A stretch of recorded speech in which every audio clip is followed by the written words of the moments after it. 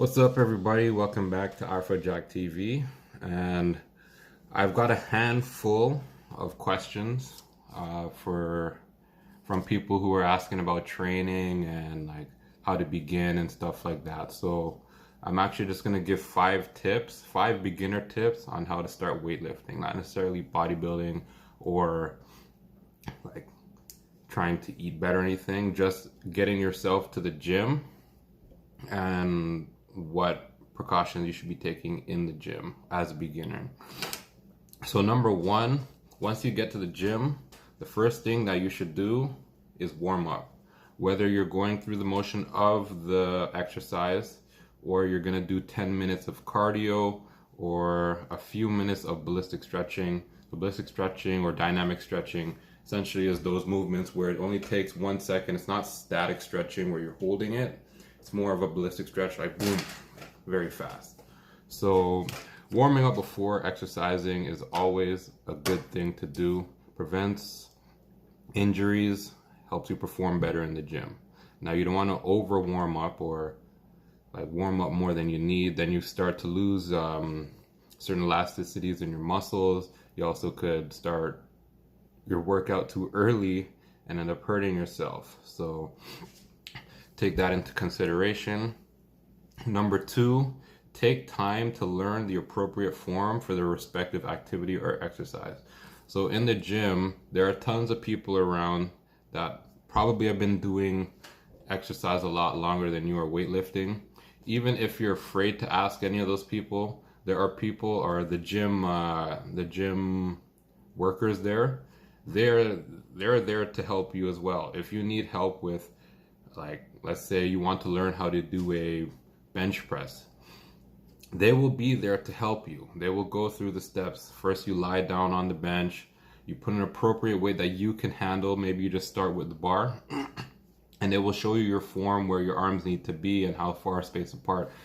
And you can also pick how comfortable, like the way you're comfortable on the bench is how you'll position your hands on the bench or on the barbell. So taking the time to learn the form for the exercise is very, very important.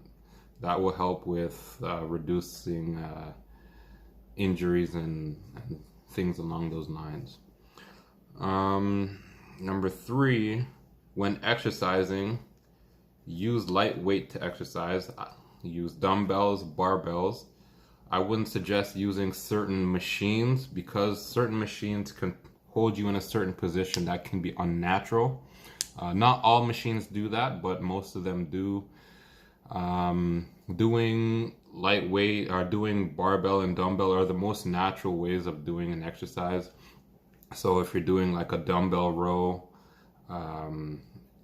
you could really, if you're using a lightweight, you can really practice on the form, on how to contract your muscles and how to feel it.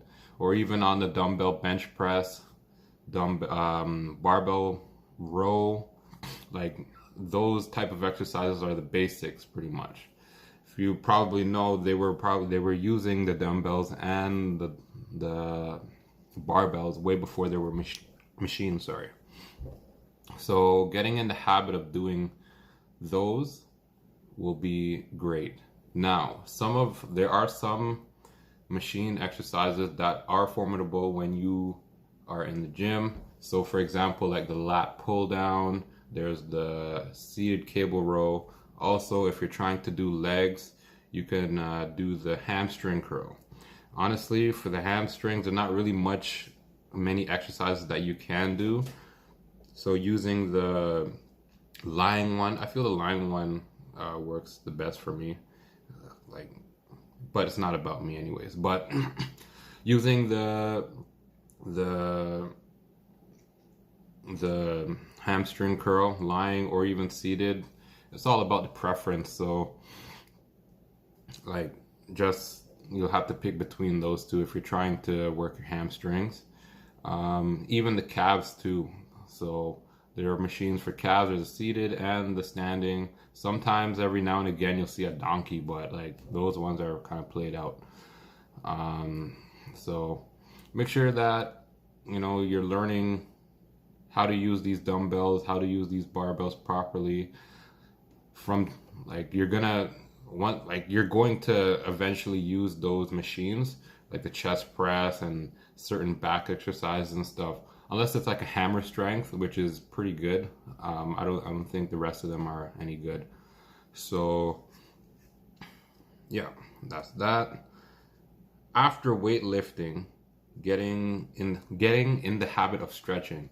So now a lot of people, and I'm guilty of this myself, after done exercising, I don't stretch sometimes. Like I've been stretching more often now, but prior when I was a beginner, I would just get into the workout and then I would leave.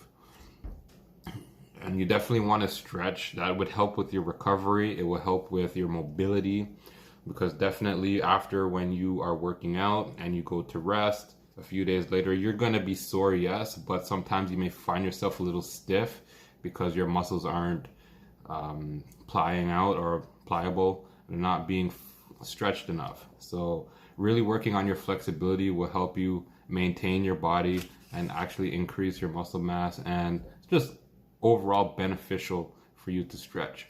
So don't forget that after you're done your workout, stretch, and you'll last longer for weightlifting. Lastly, cardio. Cardio, I believe, even if it's like 15-20 minutes, get it in.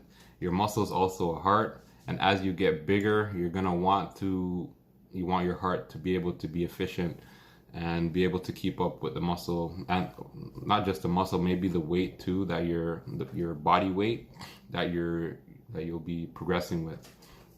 So always keep in mind that cardio, that your heart is also a muscle, and it is important to take care of that muscle. So as you get bigger, you want to do, you don't have to do much. Just do 15-20 minutes cardio 3-4 times a week. It's not like you're doing a show or anything like that. Just maintaining your health 3 times a week is plenty. 60 minutes a week, I feel is good. So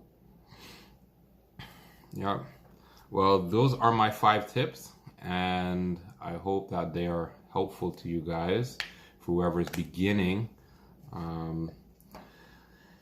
Yeah, so thank you for watching. I hope this is really helpful. So until next time, stay strong, stay flexible, do what you gotta do.